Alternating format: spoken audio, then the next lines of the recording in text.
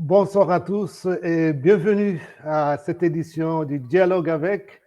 Aujourd'hui, nous sommes vendredi 19 janvier 2024. Nous allons recevoir aujourd'hui le cardinal Fridolin Ambongo, archevêque de Kinshasa en République démocratique du Congo. Et nous allons aussi découvrir de différents autres correspondants à travers le monde et aussi parler de rubriques aujourd'hui. Je vous souhaite donc la bienvenue à cette édition et merci de nous suivre à travers les réseaux sociaux, à travers YouTube, à travers Facebook, à travers Twitter, à travers Instagram. Donc, tout de suite, je ne vais plus tarder, je vais recevoir le cardinal Fridolin Ambongo. Bonsoir, Éminence. Bonsoir, Père Jean-Pierre. Alors, bon, Éminence, vous n'êtes pas présenté, mais quand même, comme c'est une formalité, je vais d'abord dire que vous êtes archevêque métropolitain de Kinshasa en République démocratique du Congo. En plus de cela, vous êtes président de SHEAM, qui signifie Symposium des conférences épiscopales d'Afrique et de Madagascar. Mais ce n'est pas tout. Vous êtes aussi un des conseillers du pape. D'abord, comment va le cardinal Ambongo, archevêque de Kinshasa? Bonne année aussi. Ah, merci beaucoup, Père, et meilleurs vœux de bonne année. Et je vais bien, par la grâce de Dieu. Je peux dire que je vais même très bien du point de vue de santé. Voilà, c'est une bonne chose hein, au début de l'année comme ça, de vous porter bien. Alors, Éminence, nous allons aborder un peu plus beaucoup de sujets aujourd'hui. Et je crois que les gens s'attendent aussi à vous, à avoir de vous hein, des paroles de précision sur certains points et votre point de vue, qui est aussi le point de vue de l'Église et de Senco. Et principalement, nous aborderons aujourd'hui avec vous deux points. Et parmi lesquels cette histoire de bénédiction de couple homosexuel, donc, qui ressort un peu de ces documents du Vatican que tout le monde a décrié et qui a aussi un peu fait du mal à certains chrétiens, donc fiducia supplicans, la confiance suppléante. Et nous allons d'abord commencer par cela. Vous avez dû écrire une lettre d'abord pour vos diocésains de l'archidiocèse de Kinshasa, mais aussi comme président de SHEAM, ça signifie conférence, disons symposium de conférences épiscopales d'Afrique et de Madagascar. Vous avez encore écrit aussi donc comme président de cette institution. Alors, comment d'abord vous présenter un peu l'ensemble de ces documents qui a fait quand même, vous l'avez reconnu dans votre message à vos chrétiens, qui a secoué en fait les chrétiens, Éminence. Effectivement, le 18 décembre, quelques jours avant la célébration de la nativité de notre Seigneur Jésus-Christ, l'Église entière avait reçu cette déclaration Fiducia Supplicans, signée par le préfet du dicaster pour la doctrine de la foi, mais qui portait aussi la signature de sa sainteté, le pape François. Le moins qu'on puisse dire, au moins chez nous, en Afrique, et particulièrement au Congo et à Kinshasa, c'est que ces documents avaient provoqué pratiquement une sorte de, je dirais, une onde de choc. Elle avait sémé la confusion, de troubles, des fidèles qui m'écrivaient de tous côtés. Il y en a qui appelaient au téléphone pour savoir, mais qu'est-ce qui se passe? Il y a beaucoup de fidèles qui n'avaient pas bien célébré Noël à cause de cette déclaration. Face à une situation comme celle-là, notre rôle de pasteur a d'abord consisté à trouver des paroles d'encouragement et de réconfort pour le peuple en entendant parler avec l'autorité compétente et voir ce qui pouvait être fait. Effectivement, j'ai écrit immédiatement à toutes les conférences épiscopales d'Afrique et de Madagascar. Parce que quelques-unes commençaient déjà à réagir, et même certains prêtres qui commençaient à réagir, des laïcs. Et dans mon rôle de président d'ICHEAM, j'avais estimé que ce n'était pas une très bonne idée de laisser la situation comme ça, que ça aille dans toutes les directions. Il fallait reprendre la chose en main, canaliser et apporter une réponse concertée dans l'esprit de ces modalités. J'ai écrit et beaucoup de conférences épiscopales d'Afrique ont réagi. J'ai fait la synthèse de toutes ces réactions et j'ai écrit personnellement à CCMPT en tant que son conseiller. Et avec tous ces documents, je suis allé le trouver à Rome. Nous avons échangé et il était très, très réceptif, très pasteur. Et là, j'ai senti vraiment tous les cœurs de pasteur du pape François. Et il m'a demandé de travailler avec le préfet de la doctrine de la foi, le cardinal Fernandez, ce que nous avons fait. Mais je tenais particulièrement à deux choses. Que le document à produire soit un document qui calme, qui tranquillise nos fidèles, surtout ici en Afrique, mais en même temps que notre réponse soit toujours une réponse en communion et en obéissance à sa sainteté, le pape François. Voilà pourquoi, dès l'introduction de mon message, et c'était à la demande de sa sainteté lui-même, il était clairement affirmé que le message que je vous transmets aujourd'hui a reçu l'accord de sa sainteté, le pape François, et de son éminence, le cardinal Victor Manuel Fernandez, préfet de la doctrine, préfet du dicaster pour la doctrine de la foi. Donc, c'est d'abord cet aspect souci du pasteur à apporter une réponse qui réconforte le peuple troublé dans leur foi et en même temps rester en communion avec les successeurs de Pierre.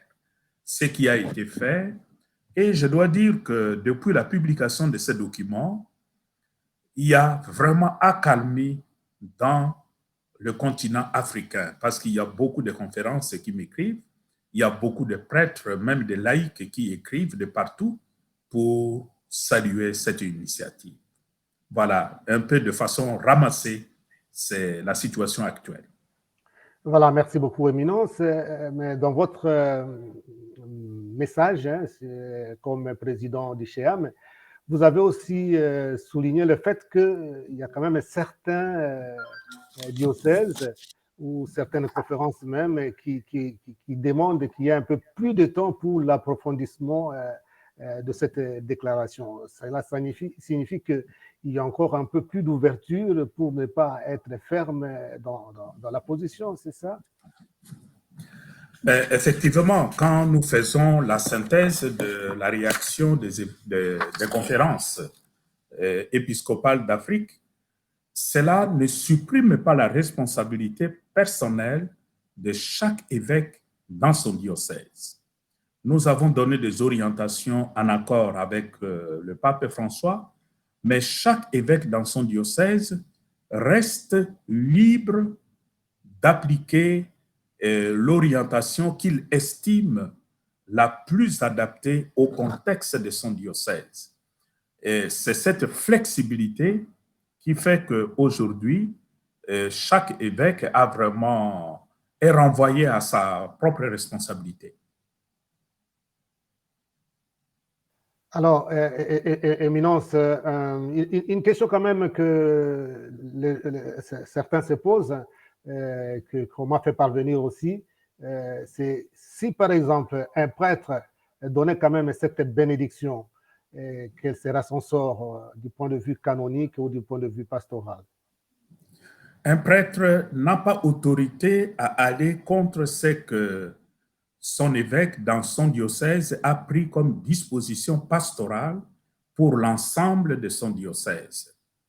Quand je dis qu'il y a flexibilité, ce n'est pas au niveau des prêtres, ce n'est pas au niveau des laïcs ou au niveau de qui que ce soit, c'est au niveau de chaque évêque en tant que pasteur propre de son diocèse. La liberté n'est pas laissée à tout le monde. Autrement, nous risquons de tomber dans l'anarchie. Voilà, merci beaucoup pour ces précisions. Et je crois que les gens qui nous suivent, comme vous avez dit, hein, si tous les chrétiens se sont calmés, puisque la question, je vois de temps en temps encore les gens continuent à se poser des questions sur les réseaux sociaux. Et aussi, peut-être, Éminence, si vous pouvez dire un mot pour que les gens puissent comprendre que quand on parlait de bénédiction d'homosexuels, ce n'était pas la bénédiction de mariage d'homosexuels, puisque là, les gens font beaucoup de confusion aussi, Éminence. En fait, le document du dicaster traite essentiellement de la théologie, je dirais la spiritualité des bénédictions dans l'Église. Globalement, ce qu'affirme ce document, Fiducia Supplicans, c'est la pratique habituelle de l'Église, ce que nous faisons déjà, c'est-à-dire la bénédiction simple, ordinaire, comme nous faisons en sortant de l'Église. Quand nous arrivons quelque part, les gens accourent pour demander de bénédiction. Nous accordons cette bénédiction à tout le monde, non pas seulement à ceux qui sont en règle, mais nous donnons cette bénédiction à tout le monde. Pourquoi nous le faisons?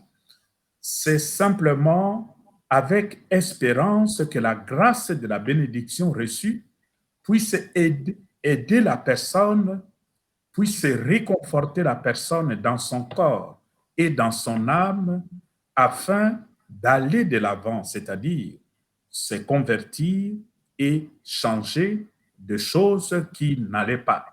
Derrière la bénédiction, il y a toujours cette espérance. Tu reçois la bénédiction, comme dit Jésus, désormais, va et ne pêche plus. À ce titre-là, nous pouvons aussi bénir des personnes homosexuelles, mais toujours avec l'espérance que ces personnes, ayant reçu cette grâce de la bénédiction, prendront conscience un jour que leur orientation sexuelle n'est pas conforme à la volonté de Dieu. C'est toujours avec cette espérance-là. Ce qui a fait problème par rapport au document, c'est la bénédiction de l'union, même si on dit le couple, mais il n'y a pas un couple sans union. Or, nous ne pouvons pas bénir une union entre deux hommes de même sexe, ni entre deux femmes de même sexe. C'est là-dessus qu'il y a problème.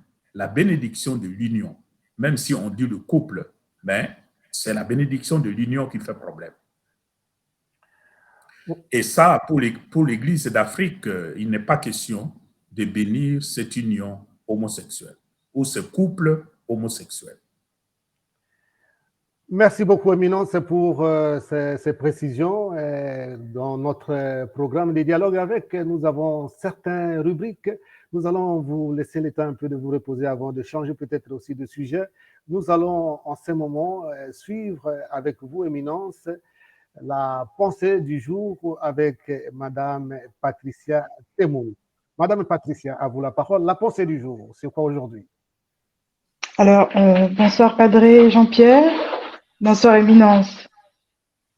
La pensée du jour d'aujourd'hui sera un message adressé au peuple congolais par le pape François. C'est aussi une pensée que j'ai tirée du message de la Cinco. Donc, le pape François disait ceci aux Congolais: il n'y a pas de paix sans fraternité. C'est un choix de faire de la place dans nos cœurs pour tous, de croire que les différences ethniques, régionales, sociales, religieuses et culturelles ne sont pas des obstacles au vivre ensemble. Donc voici la pensée, mais avec ça, j'aimerais développer un petit peu pourquoi le choix de cette pensée. Je pense que les derniers mois, ici, nous avons tous été témoins des discours qui encensaient les divisions ethniques, régionales. Ces discours provenaient des différents acteurs politiques. Donc, ici, le pape François nous rappelle encore une fois, et surtout à nos acteurs politiques, hein, d'un sursaut de responsabilité, en tout cas de l'importance de sauvegarder la solidarité et de sauvegarder cette fraternité qu'il y a entre les Congolais, cette cohésion nationale obtenue par le sang et le sacrifice, l'abnégation des différents leaders politiques, religieux, civils qui nous ont précédés. Donc, je pense qu'il est important pour nous tous, en tant que Congolais, après l'euphorie de la victoire, bien sûr, de se mémoriser en tout cas cette pensée et cette adresse aux Congolais du pape François. Je vous remercie, Père Jean-Pierre. Merci beaucoup, Madame Patricia Temouna, Père, pour cette pensée du jour. Et je vois Éminence en train de rire. Peut-être on lui donne d'abord la parole s'il peut dire un petit mot sur la pensée du jour. Éminence? Je salue cette pensée du jour et le commentaire que vient de faire notre fille. Merci. C'est vrai que notre malheur actuellement au Congo et un peu partout en Afrique, c'est cette sorte de repli sur le groupe ethnique et penser le pays seulement dans la perspective de mon groupe ethnique. Et c'est ça qui est malheureux pour notre pays. Merci beaucoup, Éminence.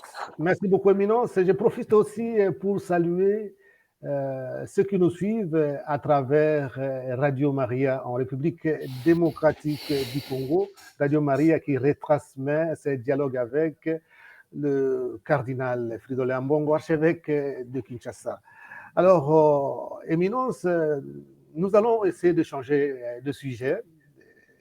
La SENCO s'est réunie dernièrement, les 15 et 16 janvier dernier, et a fait sortir un message qui a pour titre très révélateur: celui qui se livre à la fraude n'habitera pas dans ma maison. C'est une phrase significative, Éminence. Commençons d'abord par là. Oui, effectivement, la République démocratique du Congo vient de vivre la 4e édition des élections générales dans le pays. À l'issue de ces élections et ayant reçu le rapport de notre mission conjointe d'observation, c'est-à-dire de l'Église catholique et de l'Église protestante, nous avons eu une rencontre cette semaine pour analyser les conclusions de cette mission d'observation. Le moins qu'on puisse dire, et c'est le constat qui sort de notre document, que ces élections de cette année ont été caractérisées malheureusement en général par la fraude, la corruption, à grande échelle alors, le vandalisme des matériels électoraux, l'incitation à la violence, et non seulement l'incitation, mais même la violence. Et le cas le plus flagrant, c'était la violence contre une femme, une dame qu'on a même dénudée en public, qu'on a humiliée. Et aussi la détention illégale des matériels, des machines à voter entre les mains de particuliers, l'achat de conscience, l'intolérance, l'impudicité, l'atteinte aux droits de l'homme, à la vie humaine, à la dignité de personnes humaines. Alors, tout ça, ça nous a beaucoup choqués. Ça nous a beaucoup choqués. Nous, comme pasteurs, devant une situation pareille, et étant donné que la CENI a déjà publié les résultats des élections présidentielles et législatives nationales, nous nous sommes adressés principalement à ceux qui ont la rêne du pouvoir pour enquêter sur toutes ces allégations de fraude, de détention de machines, etc., pour établir des responsabilités et que le coupable soit sanctionné conformément à la loi. Alors, Parce que si on laisse la situation de cette manière-là, mais le peuple, la population va complètement se désintéresser du processus électoral parce que sa volonté ne sera jamais prise en compte. Merci, merci Éminence. Nous allons essayer d'analyser un peu votre message dans quelques instants encore, hein, pour voir un peu la profondeur, puisque on sait d'habitude que quand la Senco écrit un message, il y a beaucoup d'aspects, beaucoup de profondeur qu'il faudrait analyser. Alors, en attendant, nous nous rendons en Italie, précisément à Rome, pour avoir un peu quelques nouvelles avec Stani Cambashi. Alors, Stani Cambashi, quelles sont les nouvelles que vous nous donnez ce soir? Bonsoir Père Jean-Pierre, bonsoir Éminence et bonsoir à tous ceux qui nous écoutent. J'espère que vous m'écoutez, vous m'entendez? Oui, ça marche. Merci pour la parole. Parmi les actualités dominantes cette semaine, nous avons la semaine des prières pour l'unité des chrétiens. C'est une actualité tout d'abord religieuse. Comme nous le savons, chaque année, du 18 au 25 janvier, il y a cette semaine des prières pour l'unité des chrétiens qui célèbre l'œcuménisme. L'unité des chrétiens, c'est évidemment les vœux chers à Jésus-Christ lui-même, tels que repris dans l'Évangile selon Saint Jean au chapitre 17, qu'il soit un. Et nous savons que parmi les chrétiens, il y a plusieurs dénominations. Il y a l'Église catholique, il y a l'Église protestante, il y a l'Église orthodoxe, il y a l'Église anglicane, il y a plusieurs autres églises. Et cette semaine de prière pour l'unité des chrétiens a commencé hier, jeudi 18 janvier, et prendra fin les jeudis prochains 25 janvier. Le pape François ira à la basilique Saint-Paul hors les murs, où il va célébrer les vêpres solennelles. Ça sera à l'occasion de la solennité de la conversion de l'apôtre Saint Paul. Et ça sera donc la fin, la clôture de cette semaine de prière pour l'unité. La particularité cette année, c'est que l'équipe qui a proposé les textes et prières a été une équipe du Burkina Faso, du chemin neuf du Burkina Faso. Donc, un coup de chapeau à l'Afrique. Alors, une autre nouvelle liée à la première que je viens de dire, c'est la persécution des chrétiens qui est en augmentation dans le monde. Selon une étude publiée ce mercredi passé, on parle de 2 365 chrétiens persécutés dans le monde. Et évidemment, on parle aussi des pays africains. On cite le Nigeria, on cite le Burkina Faso, mais on cite aussi la République démocratique du Congo, notamment la région Est de Kivu, à cause de la présence des groupes armés. Et donc, nous sommes, la RDC est citée parmi les pays où il y a une grande persécution des chrétiens. En 2023, il y a eu au monde 4 998 cas de plus, donc soit 13 chrétiens tués par jour. Ça, c'est l'activité liée à cela. Et puis, ici, en Europe, particulièrement dans l'Europe occidentale, ici, il y a les conflits ukrainiens, Russie-Ukraine, et puis les conflits à Gaza, qui occupent les devants de la scène. Les pays européens sont très pris par ces deux conflits. Vous avez entendu aujourd'hui, l'Ukraine a tiré sur les dépôts pétroliers en Russie. Cela a provoqué un grand incendie. Et la réponse de la Russie s'est fait évidemment attendre. Ça ne tardera pas, comme nous le savons. mais il y a aussi les conflits à Gaza qui attirent beaucoup d'attention. Ça fait que les pays européens sont écartelés entre ces deux pôles et chacun cherche à se positionner. Et évidemment, les pays européens se positionnent plus du côté Ukraine ou du côté Israël. Mais en même temps, on remarque que beaucoup d'entre eux se retournent vers eux-mêmes pour pouvoir s'occuper des affaires internes parce qu'ils ont dépensé beaucoup d'argent en termes d'armement et en termes d'aide humanitaire. Et maintenant, l'heure est à l'évaluation et à se retourner vers soi-même.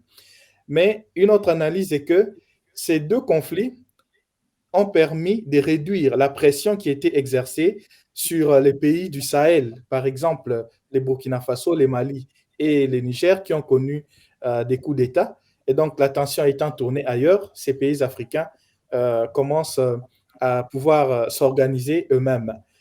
Voilà de manière ramassée ce que je peux dire en ce moment. Merci beaucoup Stanislas Kambashi pour ces nouvelles. Peut-être nous allons demander à son éminence si il peut donner un petit commentaire en suivant un peu les nouvelles que vous venez de nous donner. Éminence.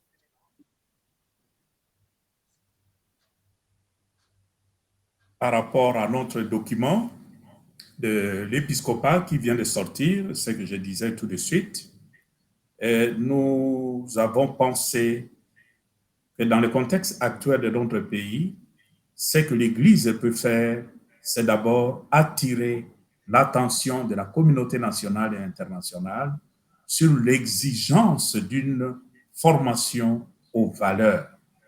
Parce que ce qu'on voit aujourd'hui dans notre pays avec le désordre et la tricherie qui a accompagné ces élections, on se dit, mais où va le peuple congolais qui a mis de côté tout ce qu'on appelle une hiérarchie de valeurs et nous nous enfonçons dans un avenir sans boussole. Nous n'avons pas de boussole qui nous guide sur le chemin et cela est dangereux. Voilà pourquoi les évêques insistent sur la nécessité que ceux qui ont des parcelles de responsabilité, notamment le président de la République, le gouvernement, mais de façon particulière la justice de notre pays, que la justice se saisisse de tout ce dossier, que le coupable soit sanctionné de manière connue de tous. Ça peut être une façon, une pédagogie pour l'ensemble de notre peuple. Mais nous tenons surtout à notre rôle en tant qu'Église de continuer notre mission de formation du peuple, mais notamment la formation aux valeurs morales et citoyennes. Parce qu'un pays qui met de côté tout ce qu'on appelle les valeurs, ça c'est un pays qui va tout droit vers sa ruine, vers sa disparition. Alors, Éminence, il y a des mots qui ont leur valeur dans votre déclaration. Quand vous parlez un peu d'irrégularité et des incidents qui ont eu lieu pendant le processus électoral, il y a cette phrase qui ressort de votre déclaration en disant que c'est une catastrophe électorale. Est-ce que voulez-vous dire par catastrophe électorale?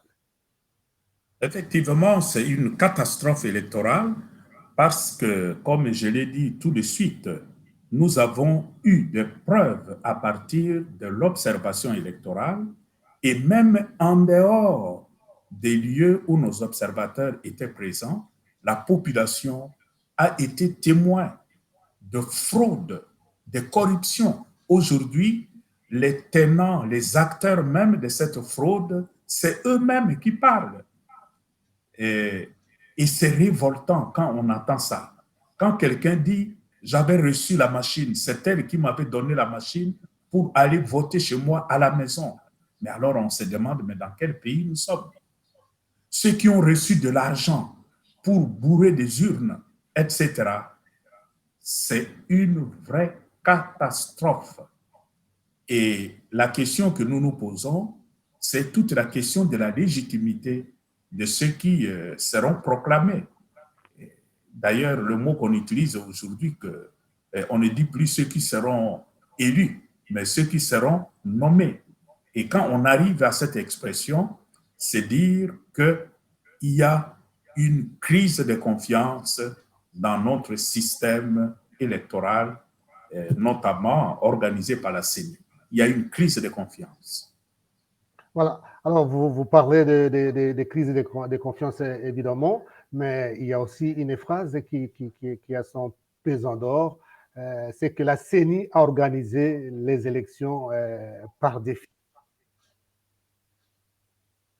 Je l'ai dit déjà lors de la célébration du Christ roi, quand j'étais avec les jeunes, justement, dans la concession des Jésuites à Gombe, je l'avais dit, j'avais averti qu'au point où nous en étions, je crois que c'était plus ou moins un mois avant les élections, je disais déjà à ce moment-là que nous n'avions aucune certitude que les élections auront lieu à la date fixée.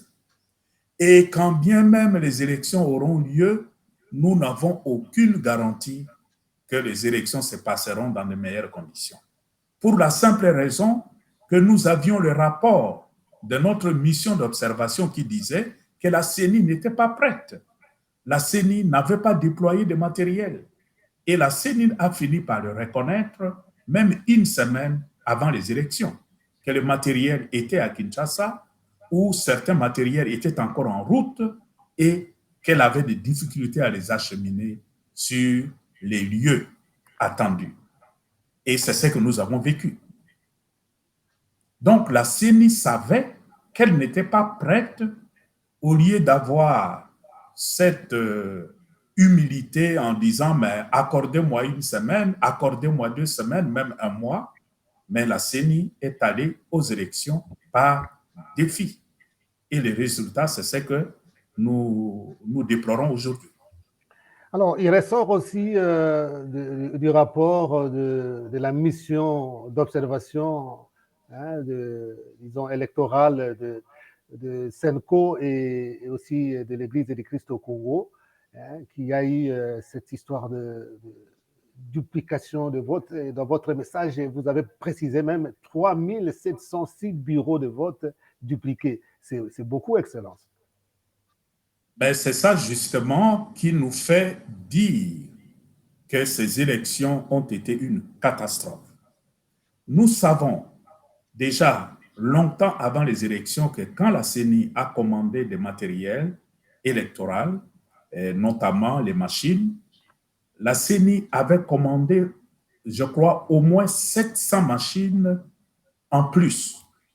Et tout le monde se demandait, mais pourquoi autant de machines supplémentaires, surnuméraires?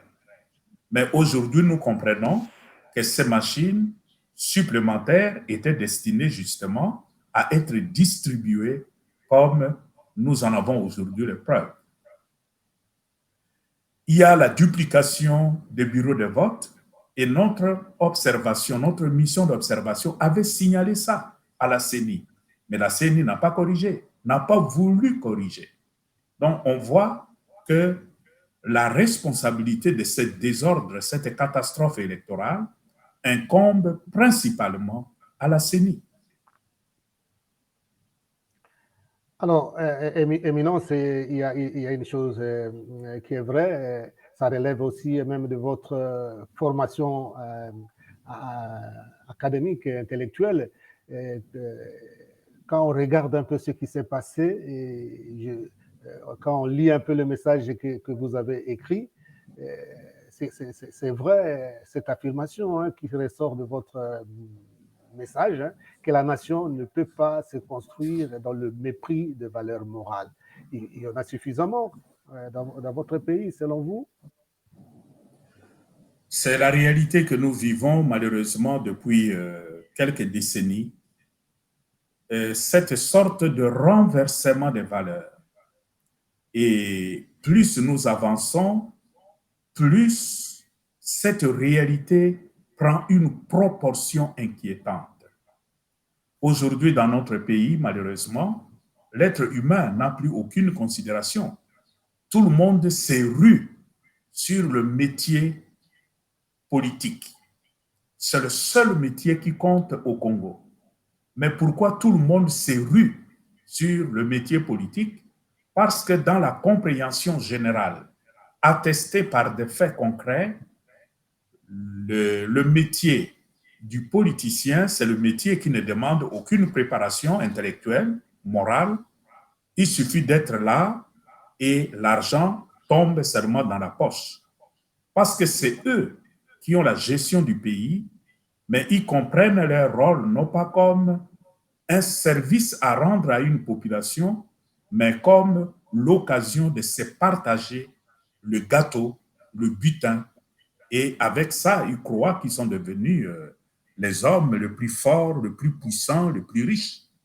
Et c'est ça justement, je dirais, une sorte de perversion de la fonction politique.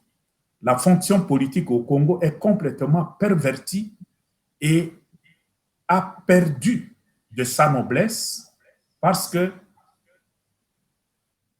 elle ne se comprend plus comme un service public à la nation, mais tout simplement comme une occasion pour s'enrichir entre les copains.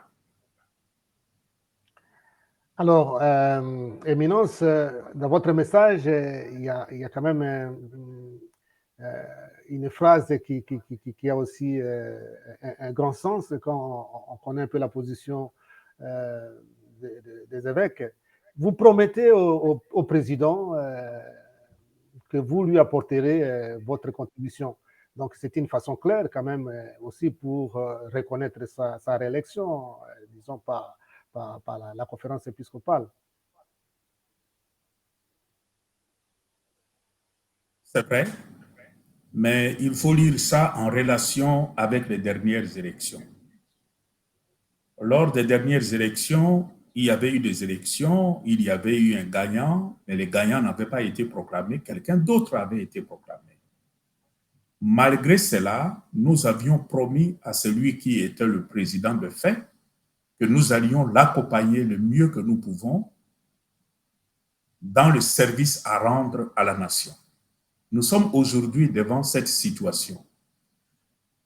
Nous, comme Église, nous n'avons pas la compétence de proclamer les résultats des élections, même si nous disons aujourd'hui que les élections ont été entachées d'énormes irrégularités qui remettent en question les résultats proclamés par la CENI, mais ces résultats, non seulement ont été proclamés par la CENI, mais confirmés par la Cour constitutionnelle. Donc, nous sommes suffisamment prudents, nous sommes suffisamment sensés pour dire il n'appartient pas à nous, comme Église, de changer la cour de l'histoire. Notre rôle, c'est continuer à accompagner celui qui est le président des faits, de donner le meilleur qu'il peut pour sa population. C'est à ce titre que nous disons, nous donnons notre disponibilité à accompagner le président.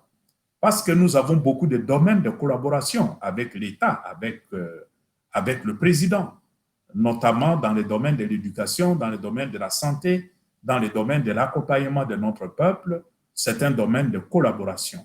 Et il faut aussi considérer que nous sommes actuellement sous régime de concordat, l'accord cadre qui a été signé entre l'État congolais et l'État du Saint-Siège, entre le Saint-Siège et l'État congolais. Donc, nous sommes dans ce cadre-là. Il n'appartient pas à nous de changer la cour de l'histoire, mais essayer de tirer le meilleur possible de ce qui a été pour le grand bien de notre peuple. Éminence, vous avez souligné des situations, des réalités que tout le monde connaît, tout le monde en parle et qui a eu un accent particulier, surtout pendant la campagne électorale. On n'en a jamais parlé comme ça auparavant. Question d'abord des xénophobies. Là, c'est aussi une réalité, mais surtout des tribalismes. Comment est-ce que vous voyez cette situation actuellement en République démocratique du Congo? C'est une grande, grande préoccupation pour nous en tant que pasteurs.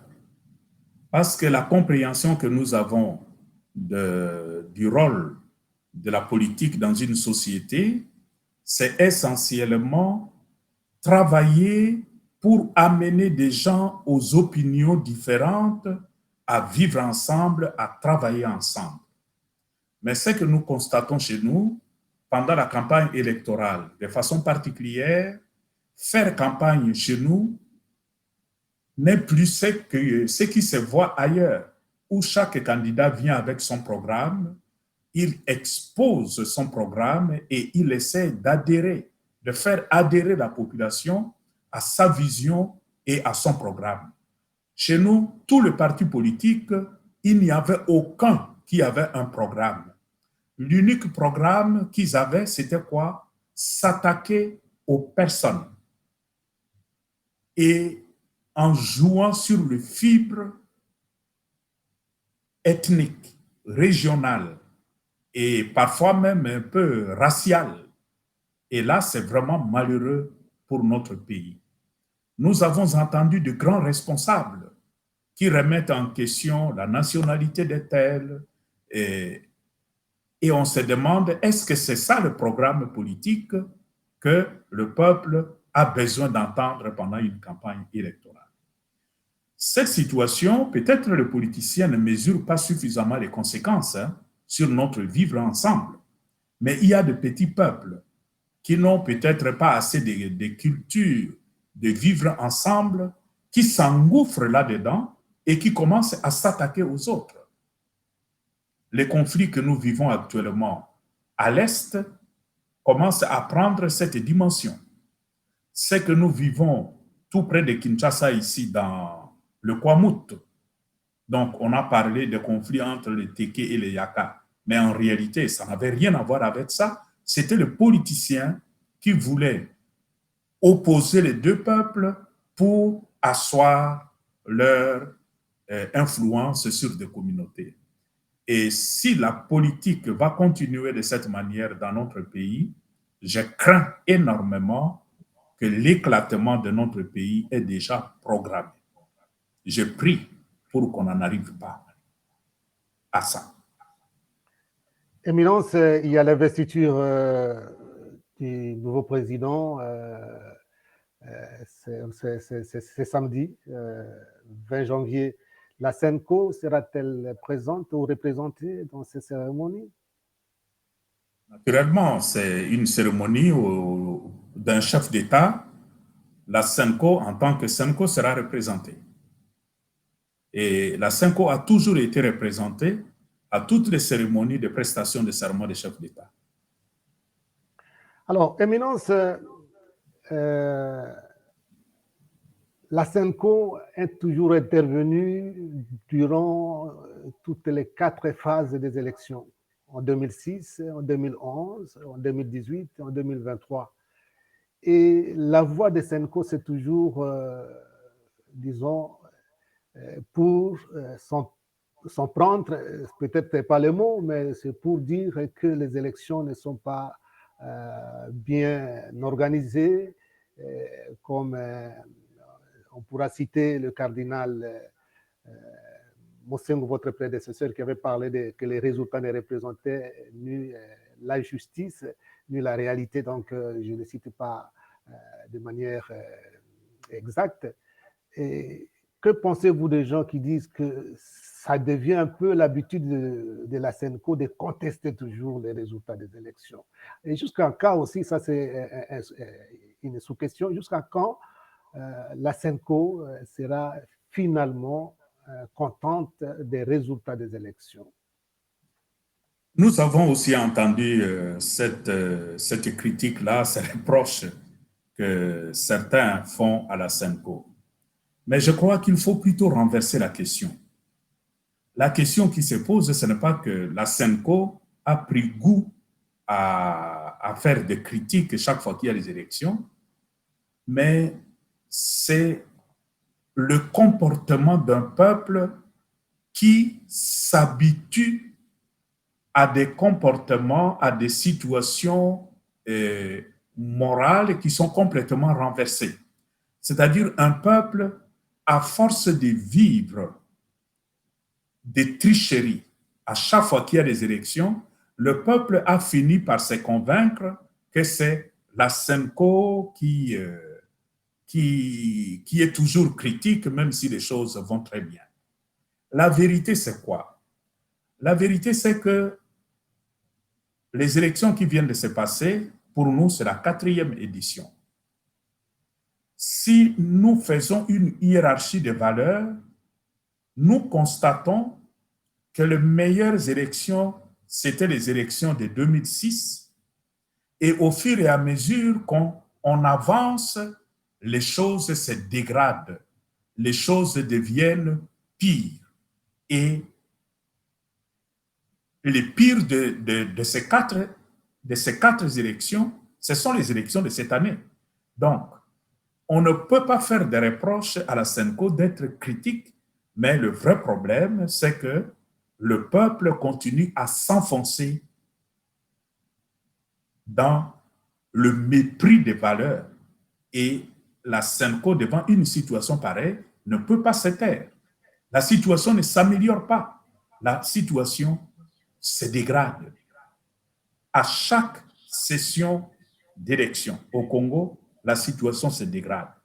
Et devant une dégradation morale, devant une sorte de perdition d'un peuple en termes de valeurs, mais la SENCO ne peut que continuer à crier, et à crier fort.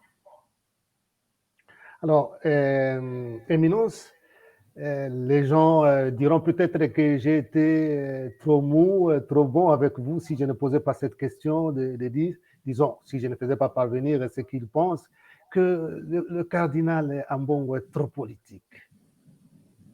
Est-ce que vous pensez que, moi évidemment, si on me posait la question, je pouvais répondre, mais je vous pose la question, vous pensez que votre rôle de pasteur vous permet d'intervenir, puisque votre mot, disons, vos propos pèsent beaucoup sur la sphère aussi politique.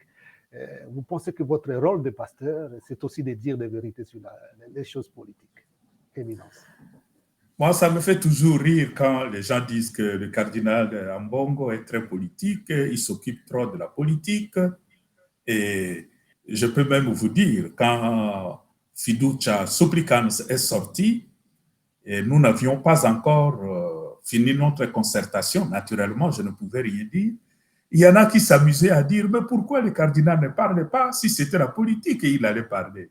Moi, ça m'amuse tout simplement. En fait, le cardinal Ambongo n'est pas politique. Le cardinal Ambongo est un pasteur passionné du sort de son peuple.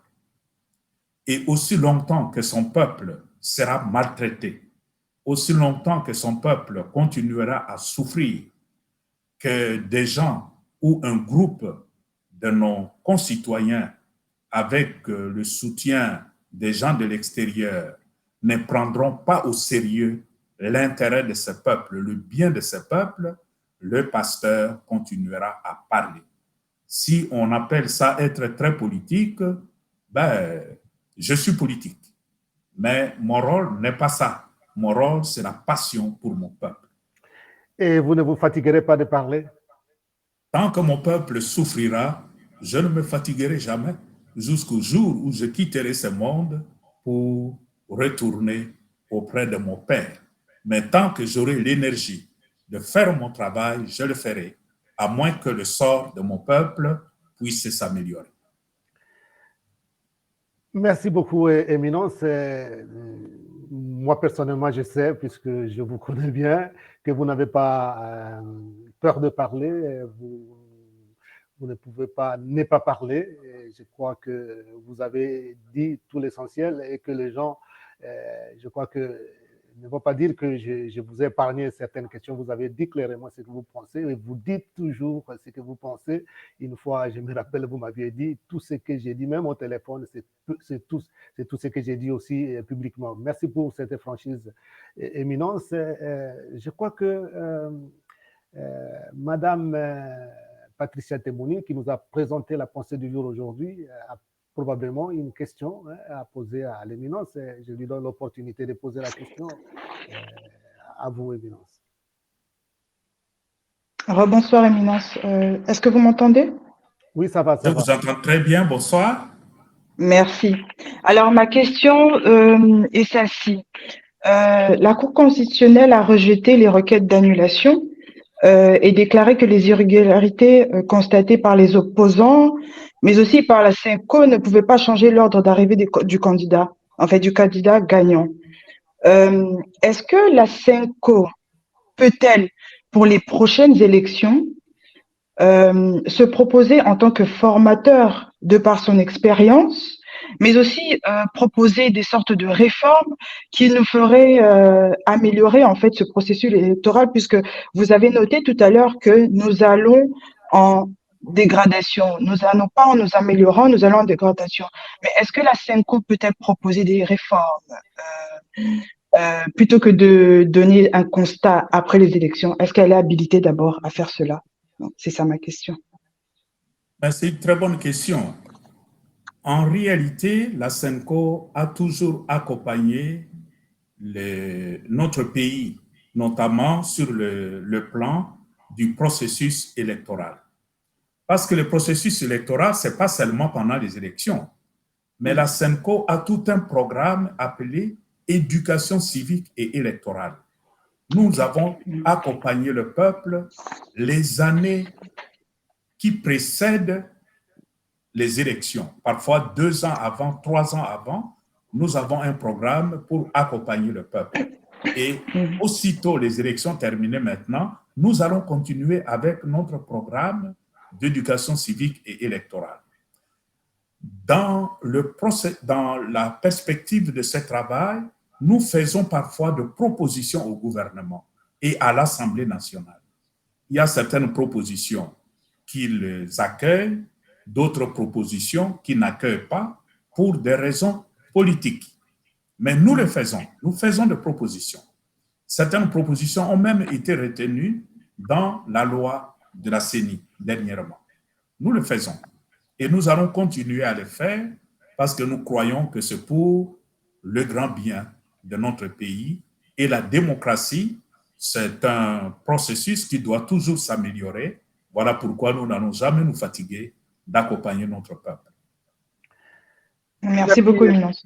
Merci, Éminence, pour cette réponse. Alors, nous n'allons pas vous retenir pendant longtemps. Nous savons que vous avez beaucoup d'autres responsabilités. Et ce que je voudrais vous demander maintenant, c'est un peu de voir dans les 2 sujets que nous avons abordés aujourd'hui, en partant de ce dossier de bénédiction de couples homosexuels à travers qui a fait un peu refroidir certains chrétiens, donc à partir du document Fiducia Supplicans, et puis aussi les dossiers des élections dans votre pays en République démocratique du Congo.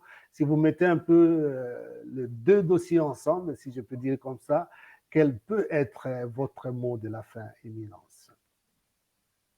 Par rapport à Fiducia Supplicans, je m'adresse particulièrement au peuple africain en disant, au-delà de ce que les fidèles ont ressenti comme un changement dans l'enseignement de l'Église, il n'en est pas question. L'enseignement de l'Église, la doctrine de l'Église sur le mariage n'a pas changé et le pape n'a pas commis une faute dans ce sens qu'il avait signé ce document, parce que ce document était un enseignement sur la théologie de bénédiction dans l'Église. Donc, maintenant que le pape a accordé cette possibilité pour nous de ne pas bénir le couple homosexuel, je dis aux fidèles d'Afrique, ayez votre apaisement et continuez à vaquer à vos occupations et surtout à prier pour le pape François qui a la charge de l'Église universelle. Donc, cette question ne doit plus troubler quelqu'un dans notre continent et même au-delà. Par rapport au processus électoral qui vient de se passer, bien sûr, Les résultats au niveau de la législative provinciale n'est pas encore rendu public. Tout le monde attend encore ces résultats, mais je sais que dans la population, il y a beaucoup de frustration. Mais je dis aussi, comme pasteur au peuple, ce qui a été n'est pas le dernier mot. Et un processus démocratique est un processus perfectible. Nous devons continuer à perfectionner ces systèmes. Au-delà de ce qui a été, nous n'avons pas à nous décourager, nous n'avons pas à nous cantonner seulement sur les ratés de ces élections, mais gardons notre cap sur l'avenir de notre pays, dans la prière et dans l'espérance que le Seigneur n'abandonnera jamais son peuple, le peuple congolais. Merci beaucoup, Éminence, d'abord pour votre disponibilité. Je peux reconnaître que c'est rare pour vous de me dire non quand j'ai besoin d'une interview avec vous. Et merci beaucoup aussi pour des mots clairs concernant les deux dossiers du jour. Donc, les dossiers de bénédiction de couples homosexuels et puis les dossiers des élections en République démocratique du Congo. J'espère, Éminence, que ça ne sera pas la dernière fois pour vous de nous joindre, puisque c'est la première fois que vous participez au dialogue avec, maintenant de façon visuelle, notre télévision qui est à la disposition de tous. Peut-être vous avez un petit mot à dire, si vous préférez cette version à la première version originale, là où nous parlions seulement par audio, ou bien cette version. En tout cas, merci beaucoup.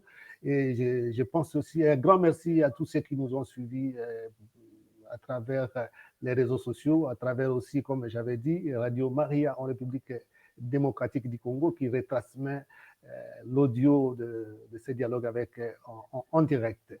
Alors, sauf si vous avez encore un petit mot à dire, peut-être pour le dialogue avec nouvelle version Éminence, ça me ferait quand même plaisir. Ah, mais c'est à moi de vous remercier, Père Jean-Pierre. Je crois que vous avez fait de progrès et j'apprécie énormément cette initiative parce qu'aujourd'hui, on peut entendre une voix, mais on va encore douter. Mais quand on voit le visage, on voit la personne qui parle, c'est encore plus convaincant. Et l'avantage de cette nouvelle télévision que vous avez initiée, pour moi, ça peut être un outil d'évangélisation. Voilà pourquoi je me rends toujours disponible quand vous en faites la demande, parce que ce n'est pas seulement l'occasion de répondre à votre demande, mais je considère que ce que vous m'offrez est vraiment un outil pour porter toujours plus loin la voix du pasteur pour la cause de l'Évangile. Merci beaucoup, Éminence. Il ne me reste plus à dire un grand merci aussi à ceux qui vous ont suivis, à ceux qui nous ont suivis.